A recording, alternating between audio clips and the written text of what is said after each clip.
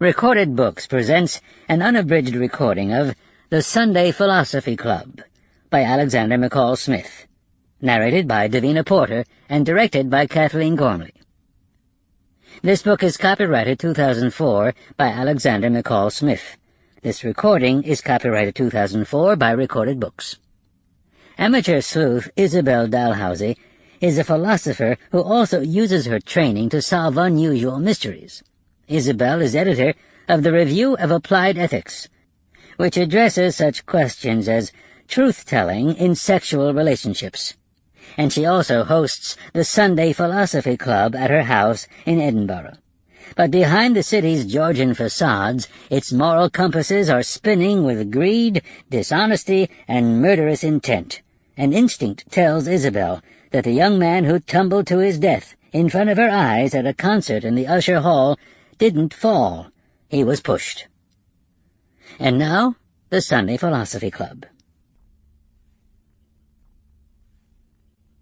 Chapter 1. Isabel Dalhousie saw the young man fall from the edge of the upper circle, from the gods. His flight was so sudden and short, and it was for less than a second that she saw him, hair tousled, upside down, his shirt and jacket up around his chest so that his midriff was exposed. And then, striking the edge of the grand circle, he disappeared head first towards the stalls below. Her first thought, curiously, was of Auden's poem on the fall of Icarus. Such events, said Auden, occur against a background of people going about their ordinary business. They do not look up and see the boy falling from the sky. I was talking to a friend, she thought. I was talking to a friend, and the boy fell out of the sky. She would have remembered the evening, even if this hadn't happened. She had been dubious about the concert, a performance by the Reykjavik Symphony, of which she had never heard, and would not have gone had not a spare ticket been pressed upon her by a neighbour. Did Reykjavik really have a professional symphony orchestra, she wondered, or were the players amateurs?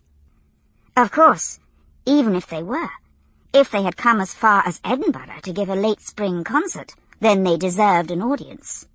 They couldn't be allowed to come all the way from Iceland and then perform to an empty hall. And so she had gone to the concert and had sat through a first half which comprised a romantic combination of German and Scottish, Mahler, Schubert, and Hamish McCunn. It was a warm evening, unseasonably so for late March, and the atmosphere in the Usher Hall was close. She had come lightly dressed, as a precaution. Sample complete. Ready to continue?